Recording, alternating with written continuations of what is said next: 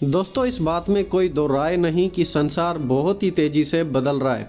दुष्ट की ताकतें जो पहले पर्दे के पीछे काम करती थी, अब वो हमारे सामने आ चुकी हैं।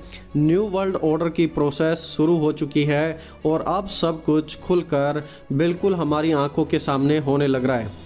पोप फ्रांसिस ने अपनी एक नई बुक में, जिसका नाम है God and the world to come, उस किताब में पोप फ्रांसिस ने भी इस बात का जिक्र किया है कि न्यू वर्ल्ड ऑर्डर अब आएगा।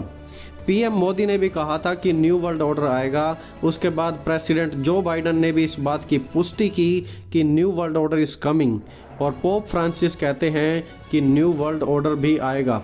जो टॉप वर्ल्ड इकोनॉमिस्ट हैं वो भी इस बात को मानते हैं कि हम न्यू वर्ल्ड ऑर्डर की तरफ बढ़ रहे हैं, न्यू वर्ल्ड ऑर्डर हमारे बीच में आ रहा है। यदि हम इन सभी टॉप लीडर्स की बातों पर ध्यान दें, सो इट्स वेरी क्लियर कि न्यू वर्ल्ड ऑर्डर आ रहा है, इनफैक्ट हमारे संसार में आ चुका है। डार्क फोर्सेस आज पहले से बहुत ही ज़्यादा तेज़ी से कार्य कर रही हैं, इतनी तेज़ी से कि हॉलीवुड, बॉलीवुड, स्पोर्ट्स में भी ये लोग तेज़ी से अपने काम को फैला रहे हैं और प्रभु यीशु मसीह का नाम नहीं चाहते कि लोग अपने मुंह से भी लें। दोस्तों, आप में से शायद कुछ लोग बेंजामिन वाटसन, अमेरिकन फुटबॉलर को जानते हों। ये अपने समय के एक प्रभावशाली खिलाड़ी थे और कई खिताब अपने नाम भी इन्होंने किए थे। बेंजामिन वाटसन का एक बार CNN न्यूज़ चैनल पर एक लाइव इंटरव्यू चल रहा था, जिसमें उनसे पूछा गया था कि हाउ ही सो सक्सेसफुल, कि आखिरकार आप इतने सफल कैसे हैं, और इसमें उनका जवाब था बिकॉज ऑफ जीसस क्राइस्ट।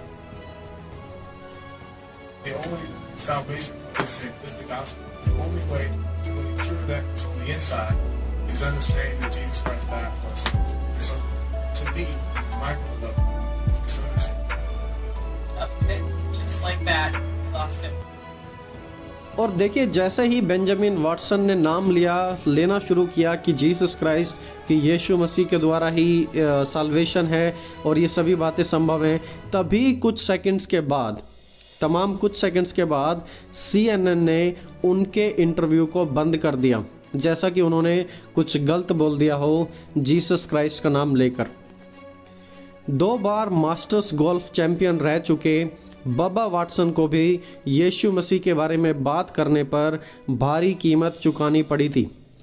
सन 2012 में बब्बा वाटसन ने सन 2012 के मास्टर्स को जीता था, तो उन्हें जीतने के बाद ESPN चैनल पर एक स्पीच देने का मौका दिया गया था।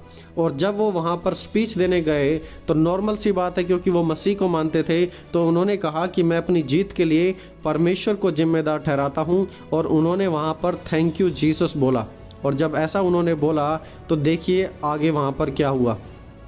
And then second, I got to thank my Lord and Savior Jesus Christ.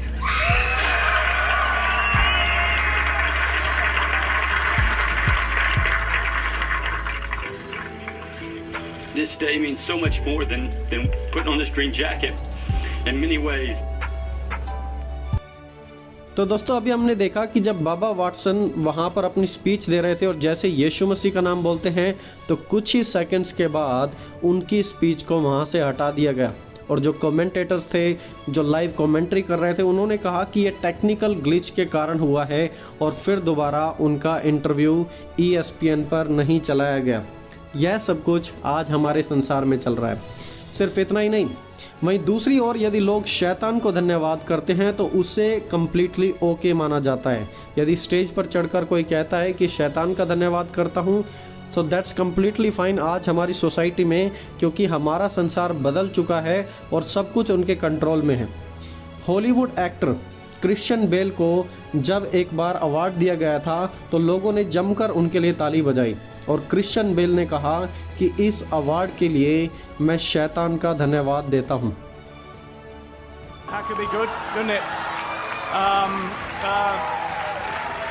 Thank you to Satan for giving me inspiration on how to play this role.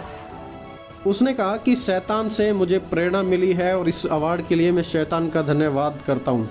और दोस्तों, सिर्फ इतना ही नहीं, सन 2021 में नेमर जूनियर, जो कि एक फेमस फुटबॉलर हैं, उन्हें भी 500 मिलियन यूरोस दिए गए थे दोबारा से यीशु मसीह का नाम ना लेने के लिए। क्योंकि नेमर जूनियर अपनी टी शर्ट पर, अपने हेयर बैंड्स पर हमेशा 100% जीसस लिखते थे ताकि लोग पहचान सके कि वो एक मसीह हैं। और कुछ लोगों को जो इस सीक्रेट सोसाइटीज़ को चला रहे हैं उनको यह बात बिल्कुल भी पसंद नहीं थी। तो उन्होंने क्या किया, उन्होंने एक एग्रीमेंट किया कि हम आपको 500 मिलियन पाउंड्स देंगे, यूरोस देंगे, तो आप फिर दोबारा से यीशु मसीह का नाम नहीं लेना। और उनके साथ एक एग्रीमेंट किया गया ताकि वो दोबारा से ओपनली यीशु मसीह का नाम ना ले सकें। और इतना ही नहीं, UFC चैंपियन ने भी USA के फाइनल्स में जब जीत हासिल की थी तो उन्हें भी वहाँ पर स्पीच देने का मौका मिला था। और उन्होंने अपने बैंड पर लिखा था जॉन 3:16 यूहन्ना 3:16 और वो अपने बैंड पर लगाया हुआ था। और जब वो स्पीच दे रहे थे तो उन्होंने कहा कि आज परमेश्वर चाहते हैं कि अमेरिका लौटकर वापस से परमेश्वर के पास आ जाए। आप ये बैंड देखिए और आप उनकी स्पीच को सुनिए।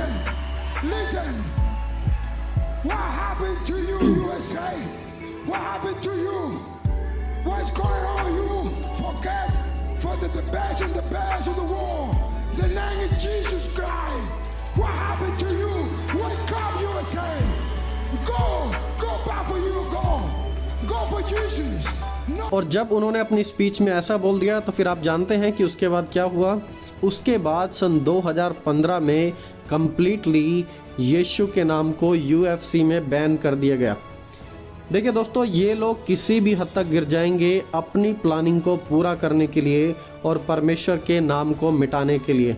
और आज यही सब कुछ तो हम देख रहे हैं, चाहे वो वॉटसन हो या फिर नेमर जूनियर हो या फिर क्रिश्चियन बेल हो, वो किस प्रकार अपने जीवन को बदल रहे हैं। पैसों का लालच दिया जा रहा है, उन्हें स्पोर्ट्स से बैन कर दिया जा रहा है, चाहे हॉलीवुड हो या फिर बॉलीवुड हो, कहीं पर भी क्रिश्चियन आइडेंटिटी आज के समय में सेफ नहीं है। आज हमारे पास दोस्तों समय है, हमारे पास मौका है, तो हम परमेश्वर से बिल्कुल भी पीछे ना हटे, क्योंकि पवित्र बाइबल भी हमें इस बात के बारे में चेतावनी देती है कि अवसर को बहुमूल्य समझो क्योंकि दिन बुरे हैं। दोस्तों, वो सब चीज़ों पर अपना कंट्रोल जमाने में लगे हुए हैं, media, sports, Hollywood, Bollywood, government, सब पर। और यीशु के नाम से उन्हें सबसे ज़्यादा प्रॉब्लम इसीलिए है क्योंकि पवित्र बाइबल हमें बताती है कि किसी दूसरे के द्वारा उद्धार नहीं, क्योंकि स्वर्ग के नीचे किसी दूसरे का नाम नहीं है जिसके द्वारा मनुष्य का उद्धार हो सके, वह सिर्फ और सिर्फ यीशु नाम है। सो दोस्तों, इस प्रकार की प्लानिंग आज हमारे संसार में चल रही है। एंड आई होप कि इस वीडियो के द्वारा आज आप समझ पा रहे हैं कि आखिरकार हमारा संसार किस डायरेक्शन में चल रहा है और आने वाले समय में हमारे साथ, हम विश्वासियों के साथ और मसीह लोगों के साथ किस प्रकार की मुश्किल घड़ी आने वाली है। इसके लिए हम अपने आप को तैयार कर सकते हैं। हम परमेश्वर के वचन से एक बात जरूर जानते हैं कि अंधकार अपनी पूरी कोशिश करता है परमेश्वर के लोगों को डराने के लिए, लेकिन जीत परमेश्वर की ही है। दोस्तों, वीडियो का एंड करने से पहले मैं आपको एक और बात बताना चाहूँगा कि हमने हाल ही में एक नया चैनल स्टार्ट किया है जिसका नाम है टीच द वर्ड दीपक। हमारा पुराना चैनल है प्रीच द वर्ड दीपक, नया चैनल है टीच द वर्ड दीपक।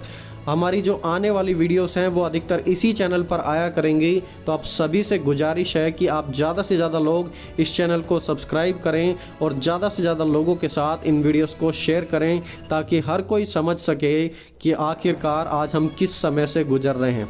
दोस्तों, प्रभु हम सभी को आशीष दे। मिलेंगे जल्दी एक और नए वीडियो के साथ, तब तक आप सभी को जय मसीह की दोस्तों।